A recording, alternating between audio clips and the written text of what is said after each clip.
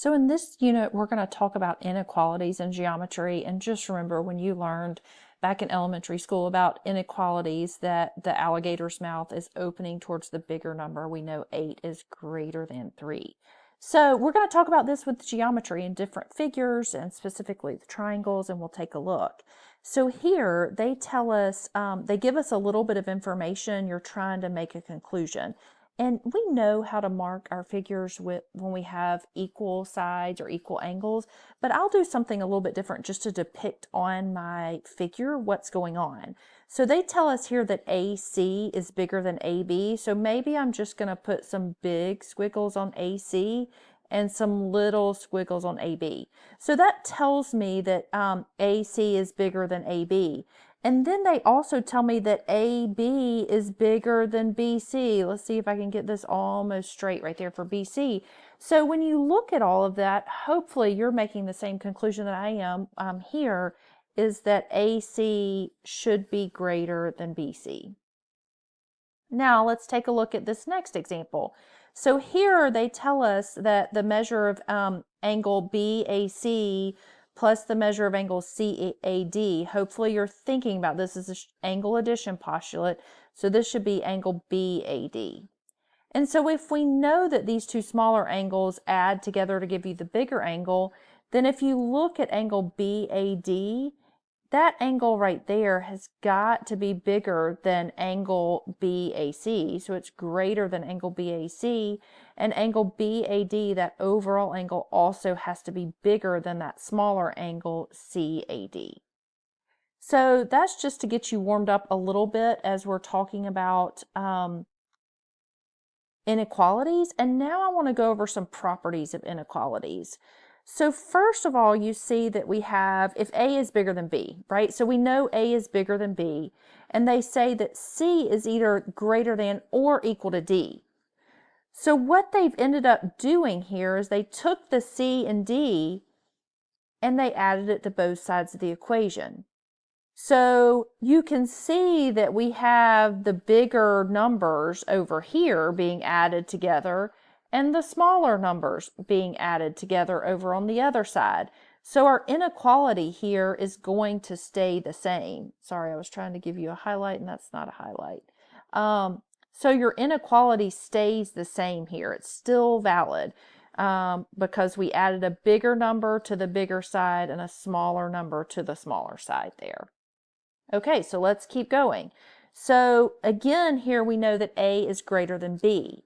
And then they tell us that C is greater than 0, which just means that C is positive, right? This is going to be important when we're talking about inequalities, because what happens if you multiply or divide by a negative number? Hopefully everybody's thinking that you have to switch the sign. So here, if we have a positive number and we multiply that positive number by both sides of the inequality, our inequality is still valid. We're still going to have this A times C is still going to be greater than B times C. And the same thing happens when we divide. When we divide by a positive number, we're still going to keep that same inequality sign there as well. Let's see if I can change my pens here a little bit. Okay, so there we're dividing by C. Okay, so again, if you multiply or divide by a positive number, your inequality sign stays the same.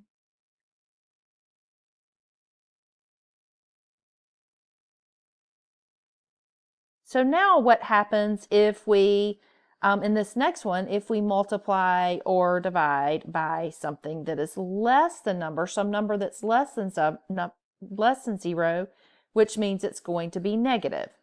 So if we multiply or divide by a negative number, you will notice here that the sign is going to flip. The inequality sign, where here A was greater than B, now when we multiply by a negative number, our sign flips. So again, multiply or divide by a negative, your sign flips. So here the sign flips. Okay, so just be really careful when we're talking about inequalities there. Now, this is going to look very similar to transitive. If A is greater than B and B is greater than C, then we know A has to be greater than C. So this is similar to transitive that we have talked about earlier. And then lastly, if we have something set up like this, say for example, let me see if I can get another pen color here. Okay, if A is equal to B plus C, so A has got to be something bigger, right?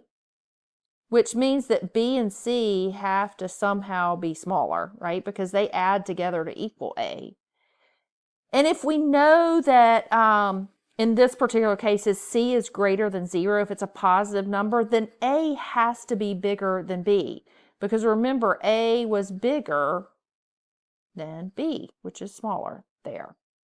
So these are all of your properties of inequalities. And if you use any of these in a proof, you will simply say for your reason, property of inequality. Let me put this over here in pink. So use property of inequality in a proof.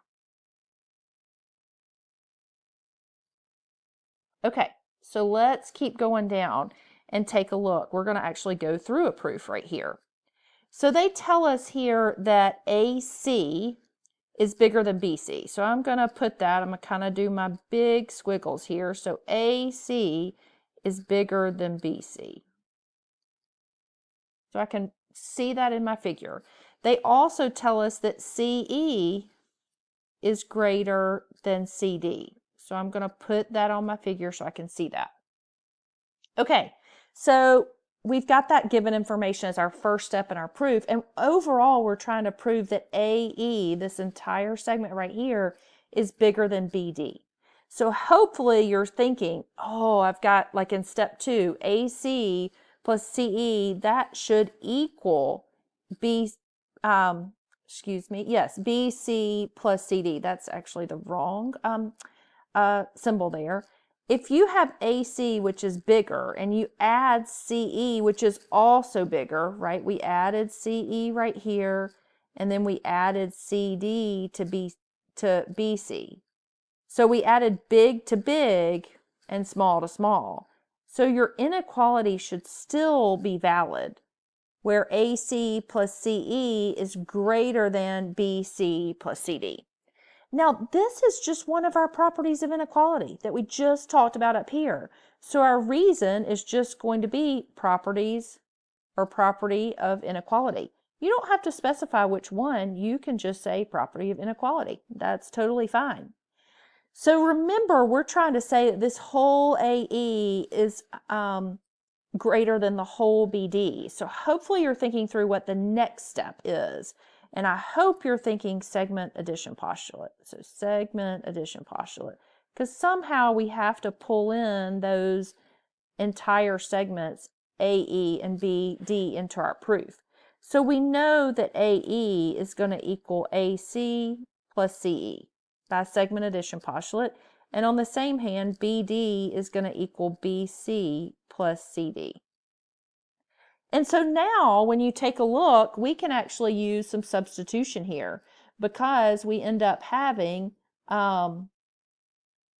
we know AC plus CE is actually AE, and then we know BC plus CD is actually BD. So this final step is just going to be substitution. Okay, so let's keep going and we're going to take a look at another proof. So here they give us a figure and they do tell us that angle 1 here is an exterior angle of this triangle.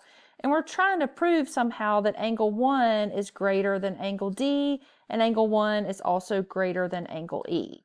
So if we go on and draw our 2-column proof, I'm just going to put S and R for statements and reasons. So we know angle 1 is an exterior angle, which is given. So if we know that angle 1 is an exterior angle, I hope you're thinking about the exterior angle theorem. Exterior angle theorem, which tells us that an exterior angle is equal to the sum of the two remote interior angles. So angle 1 is going to equal angle D plus angle E. Now remember when we talked about our properties of inequality, when you have something like this, like an angle equal to the sum of two or more other angles, this angle 1 has to be bigger than each one of those individually. And so we can go straight to our proof statement and say, oops, sorry girls, I'm not sure why that just came back up. We can go straight and say that angle 1 is greater than angle D, and we also know angle 1 has to be greater than angle E as well, and we can just put that generic property of inequalities. And that is totally fine for a reason that you are putting in your proof. Okay, so you'll notice here we use the exterior angle theorem. And instead of doing this really short proof here, we could have used this new theorem that's called the exterior angle inequality theorem. Now it's very important that you use the word inequality. Okay, this is not the exterior angle theorem, this is the exterior angle inequality theorem. And what it tells us is that the measure of the exterior angle of a triangle is greater than the measure of either remote interior angle. So just like what we proved right there, that angle 1 was greater than angle E, and angle 1 was greater than angle D. So just know you can use that theorem when you are going through steps in a proof. So what I want you all to do right now, I want you to go through, there's some practice problems, some practice right here. Some of them are true or false, some of them are finding the greater than, less than, or equal to, and then there's also a proof down here. So why don't you pause the video and work through this and then come back and check your answers. If you haven't started yet, please note there was a mistake here. On number 1, it should say A plus B equals X and C is greater than B. Then A plus C is greater than X. So go on and get started, pause this, come back and check your answers. Okay, here are the answers for all the true false. And if there are any of these that you have questions about, please make a note of it to yourself so that you can come to early help or ask me during our next class. So check all of these, pause it, come back and check the next section. All right, so here go on and check your greater than, less than, or equal sign to see if you had if you got them correct or if you had any questions. Again, mark down any questions that you may have. Go on and pause, check your answers, and wait for the proof. And lastly, here we have the proof. You'll notice here, because they told me that angle 2 was greater than angle 1, I tried to mark that on my figure. Again, it's what makes the most sense to you, but sometimes that can be helpful. Again, if you have any questions about any of these steps in the proof, please don't hesitate to write a note and then come ask me.